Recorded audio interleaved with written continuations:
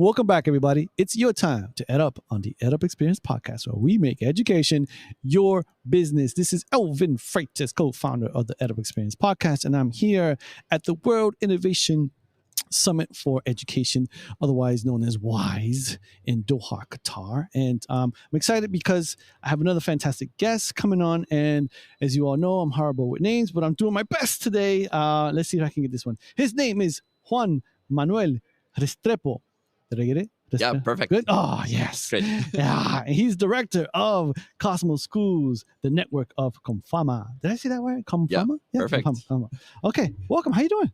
Great. Very glad to be here and talking with you. Okay, awesome. So tell us all about Cosmo Schools. What's going on with Cosmo Schools? What's it all about?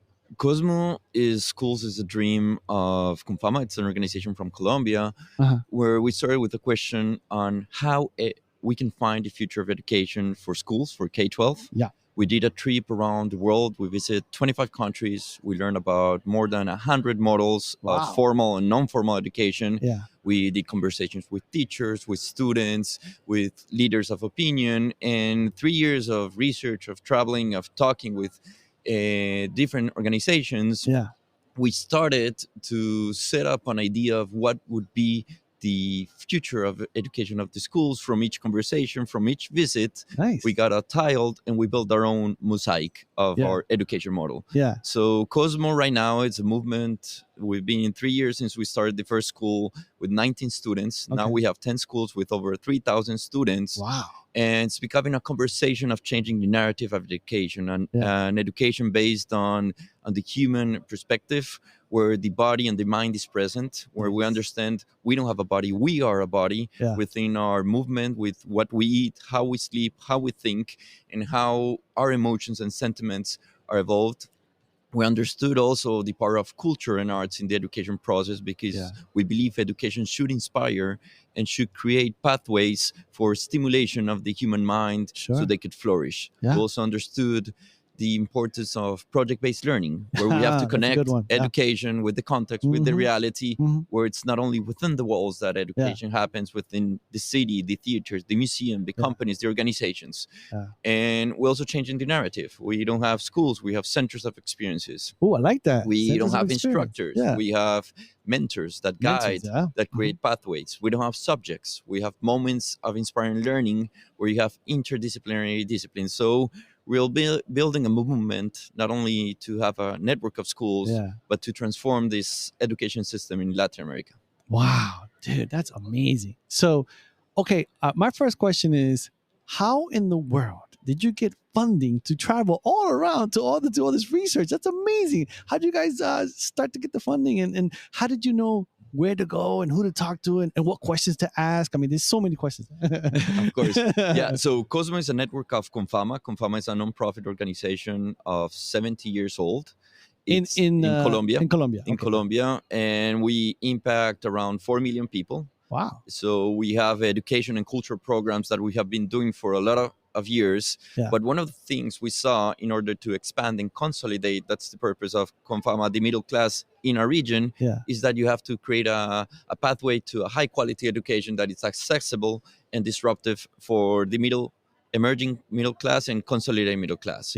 So Confama had the resources, the capacity, and the team to start the exploration with the question of how can we transform K-12 education in our country to provide a pathway for the people who are affiliated to us in Confama, so they can thrive and become who they want to become in life. Gotcha. Okay, so then you decided, you know what, we need to go out and see what other institutions, countries are doing, things like that, right? Yeah, exactly. So we started, we had a kindergarten network of about 5,000 students, and they reached transition and they couldn't go to a school. So it was the kids who told us, I want to continue the education model that Confama has been doing for more than 25 years, but I don't find a school that connects with the model that you're promoting.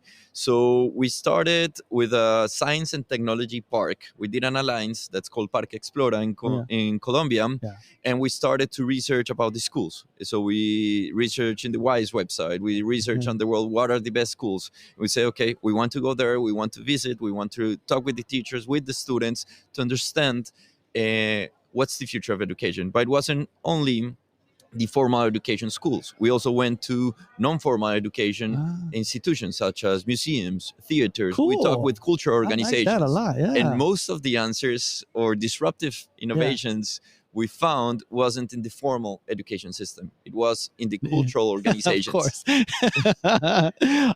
Did you go to the US? Yeah, of course. Okay. We have several schools that inspired us in the US. For example, Larry Rosenstock from High Tech High. He's a mentor of us. We visit High Tech High, and I think it's one of the most disruptive in terms of project-based learning. They have trained our teachers. They have trained our mentors. We're doing alliances with them. Next year, we're going to have Deeper Learning. That's a conference for first time in Latin America that's going to happen. There's also Acton Academy. I don't know if you know it. No, what is that? What is that? It's another disruptive model that's starting in a small house. It's like homeschool? It's kind of like homeschool. Yeah. But one of the things that we find more interesting is the students are connected directly with companies and organizations around the schools.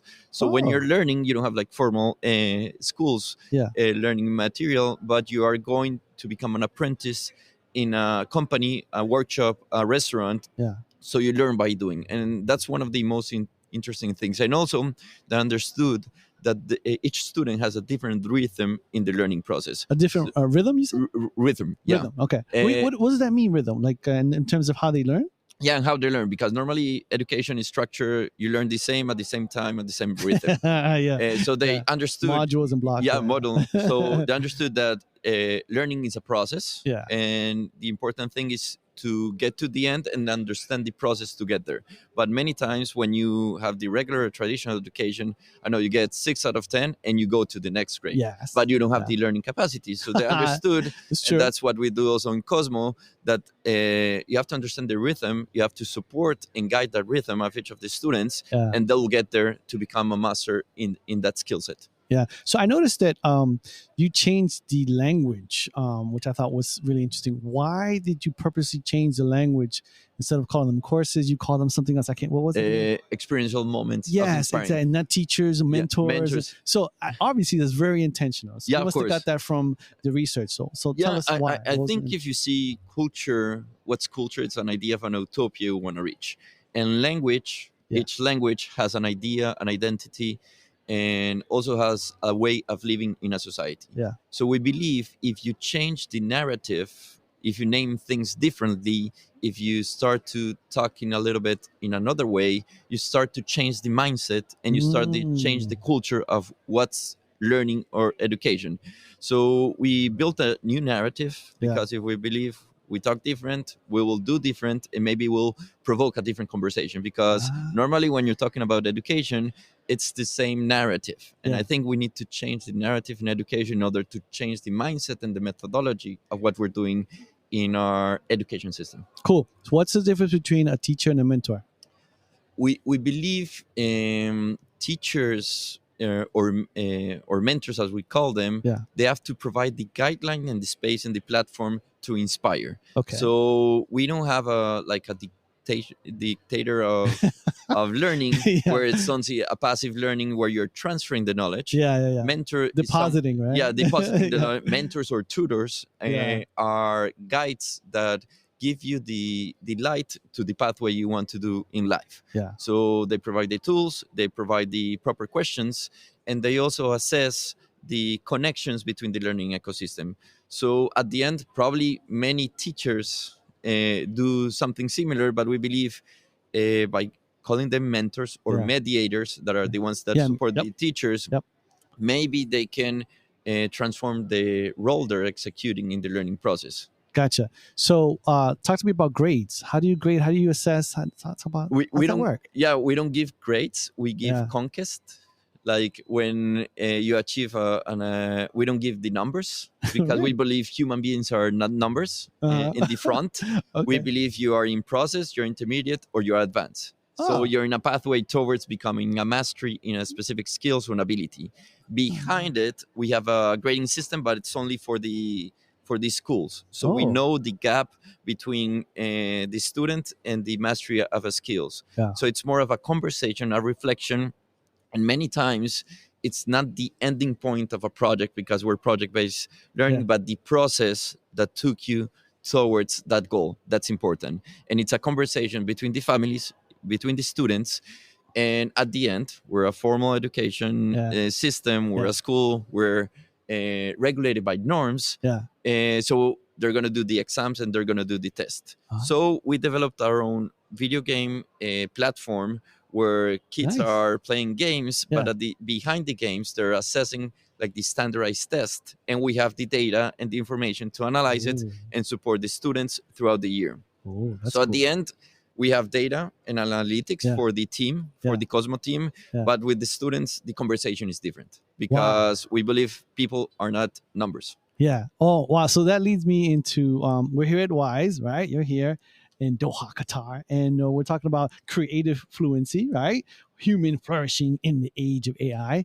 So, what does that mean to you, and how are you guys using AI? It sounds like you already talked about it a little bit, but expand upon that. Yeah, I think the name of this Wise Summit is quite provoking because I really like the first part of it. I think creative fluency is part of what we should focus in education and the human aspect, because I think AI and technology is not an end, but is a complement or a tool that can be used for a purpose. And I think that purpose is to flourish in the human aspect. I think we should, that's why, how we're using it in Cosmo, we believe the physical and presential spaces are spaces for human body, culture, and arts. It's for social, emotional skills and relationship. And we can leverage part of the knowledge we need as humans through AI and technology. So it's not like one is going to replace the other. We believe through AI we can support mentors, we can give them data, we can provide them information for better planning, for better human interaction,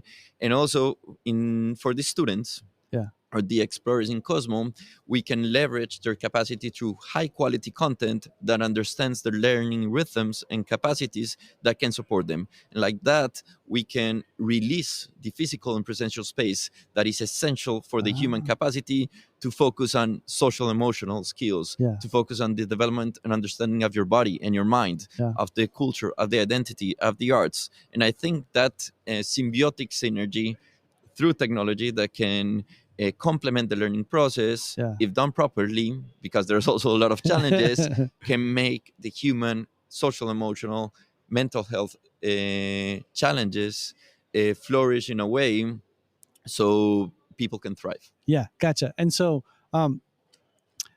give me an example of exactly how students and the mentors, maybe you and the administrators are using AI on a day-to-day basis. Is there an example that you can talk about? Yeah, there was a study by McKinsey who did a question about the time of the mentors or the teachers in Latin America. Ooh, and the study, it showed that 50%, only 50% of their time was dedicated to learning process with the students. The other 50% of the time was dedicated to assessing and doing manual work for evaluations, planning, tasks, administrative tasks, operative tasks.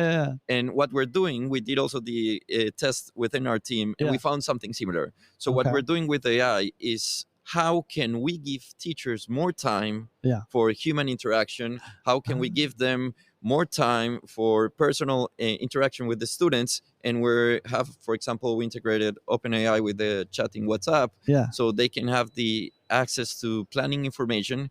They can reduce the time it took them to plan a class, to assess. They don't have to do as much test and assessment because they're done automatically. So if we give time for mentors and for teachers, so they can focus on the human aspect, and I think AI can leverage many of the administrative, evaluative, and operative things happen in schools, will give a better quality life for teachers, but also more tools, more data, more information to do a better job on leverage the human capacity. That's fantastic. Okay, so what's going to happen to Cosmos in the future? What's the plan? You're going to expand? What's the goal? Our dream right now, we have 10. We started 3 years ago with 90 students. We have 10 with 3,000. We want to reach around 32 schools in Colombia and then expand in Latin America. But if you see, I know 26,000 students, it sounds big.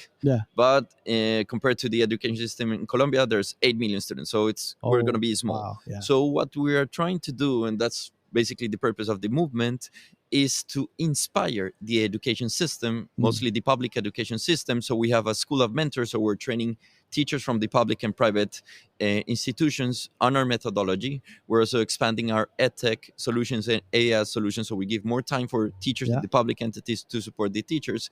And we are provoking a conversation. We already mobilized over 60,000 teachers, families, and students beyond the Cosmo community to provoke a conversation that inspires and creates a new narrative of the future of education. So we want to be a movement more than a network of schools. And we believe we don't have all the answers, but we are experimenting. We are a step ahead in terms of taking the risk or taking the leap towards provoking a different type of education. Oh man, this is fantastic. So I have to, it leads me into my final question. What do you see as the future of education? I think that's a tough question in the summit we are right now, because I think the world is facing a lot of questions, existential questions, and the future is more uncertain than before. But I truly believe, and you can see it here, there are educators, change makers that really want to give children in the world the opportunity to become who they want to become.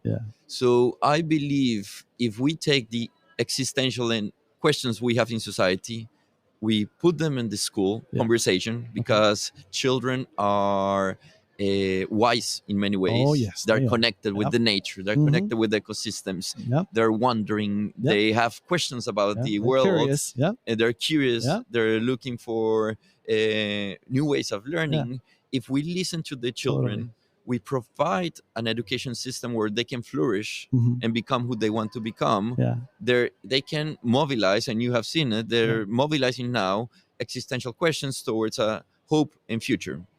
And I think if we properly implement technology, like I think there's no one that has the answer of how technology and AI is going to be in the future. Like there's hypotheses of what could happen. I think the best chance is for us to participate, to experiment, to engage, and never forget the human aspect in the learning process, because it's the most essential part of it. Yeah, fantastic. Yeah, I totally agree. Well, this has been great. Thank you so much for your time and for being here. I'm going to try to outro you. I'm going to try to do this right, okay? All right. So, ladies and gentlemen, you just heard from Juan Manuel Restrepo. Yes? Perfect. Nice. He's the director at Cosmo Schools, the network of Confama. How was your time here with me today? It's amazing. Thanks for the invitation. It was great talking with you. Yeah, it was fun. Good. I appreciate that. Okay, with that, ladies and gentlemen, you've just EdUp'd.